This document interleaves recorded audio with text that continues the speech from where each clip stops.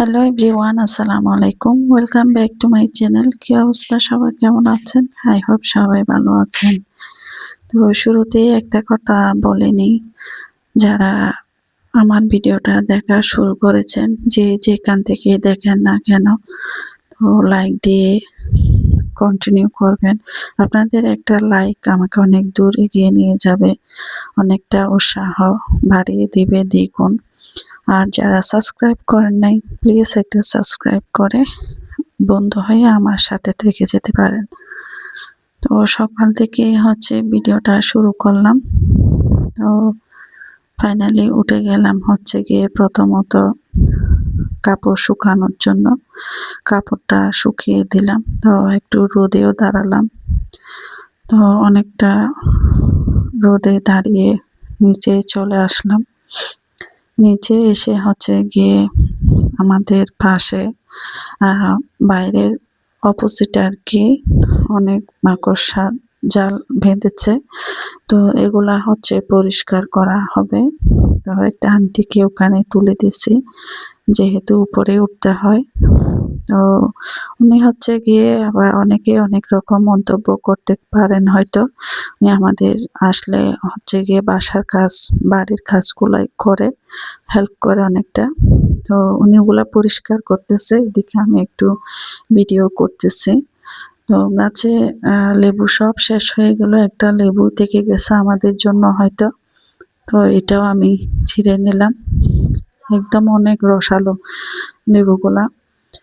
তো এদিকে গিয়ে আমার ক্লিন করা হয়নি বাড়িতে, ভালো করে অল্প করে ক্লিন করা হয়েছে আর কি। যেহেতু নিজের কাজ নিজে করলে আসলে অনেকটা বেশি ভালো করে ক্লিন করা হয়।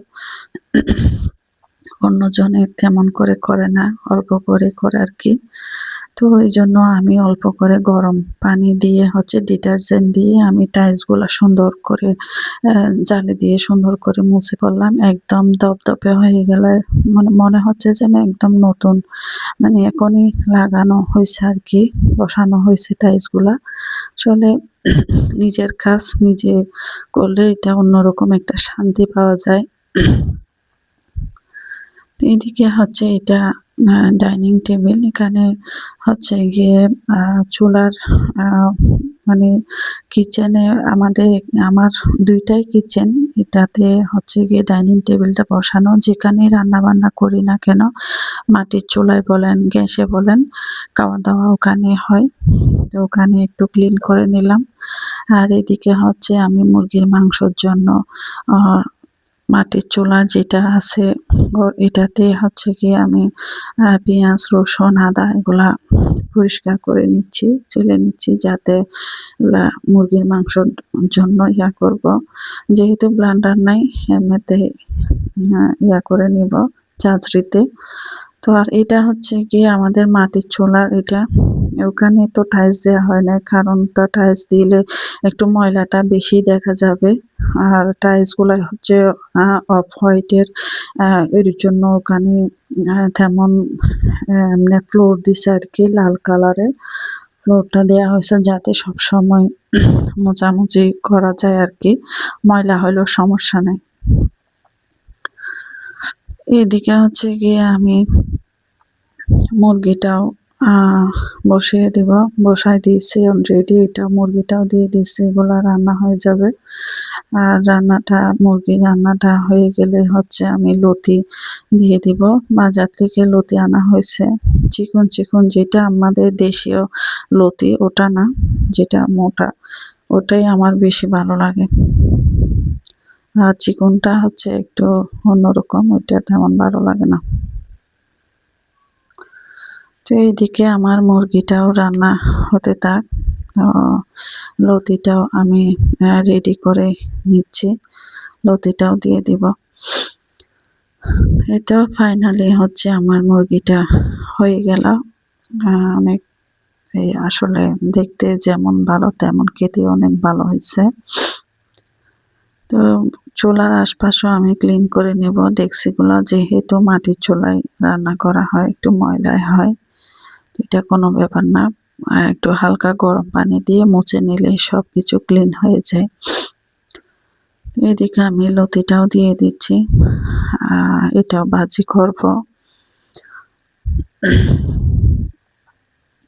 আসলে এখানে গ্রামের বাড়ি যেহেতু এখানে ভয়েসটা দিতে অনেকটা প্রবলেম হয়ে যাচ্ছে, তাই আমি অল্প অল্প ভিডিও দিচ্ছি যাতে কোনো প্রবলেম না হয়। আর হচ্ছে গিয়ে বেশিরভাগ নয়েজ শোনা যাচ্ছে এখানে, ওই জন্য প্রবলেম হচ্ছে, তাই অল্প অল্প করে আমি ভিডিওটা 6 মিনিট 5 মিনিটের মধ্যে আমি শেষ করে দিচ্ছি, কারণ লং ভিডিও দেওয়ার মতো সে পরিস্থিতি নাই। কতবার যে বন্ধ করতে হচ্ছে ভয়েস দিতে, আহ, এটা আমি জানি আর কি। যাই হোক, যদি বা কোনো সমস্যা হয়, ভুল ত্রুটি হয় আমার ভয়েসের মধ্যে, ক্ষমা দৃষ্টিতেই দেখবেন। তো ফাইনালি হচ্ছে গিয়ে আমার রান্না বান্না শেষ। তো আন্টিটা হচ্ছে গিয়ে এখানে নিচে ক্লিন করে ফেললো। এটা যেহেতু ওই রকমই টাইলস না যে ক্লিন করলেও তেমন পরিষ্কার দেখা যায় না, টাইলস গুলা মুছলে অনেকটা পরিষ্কার এই দেখা যায়। এটা হচ্ছে অপর সাইডে, এখানেও সুন্দর করে ধুয়ে সুন্দর করে ক্লিন করে দিছে। আর হচ্ছে এখানে অনেকটা ক্লিন করে ফেলছে। রান্না বান্নার পর হচ্ছে কি এভাবে ক্লিন করে ফেললে অনেকটা নিজে অনেক হালকা লাগে, অনেক পরিষ্কার হয়ে যায়। যেহেতু গ্রামের বাড়ি একটু তো ময়লা হবে, সব সময় মোছামুছি লাগে আর কি। তো আমার ভিডিওটা প্লিজ সবাই দেখবেন, কেমন হয়েছে অবশ্যই কমেন্টে জানাবেন। সবাই সুস্থ থাকবেন, ভালো থাকবেন। আল্লাহ হাফেজ, টেক কেয়ার।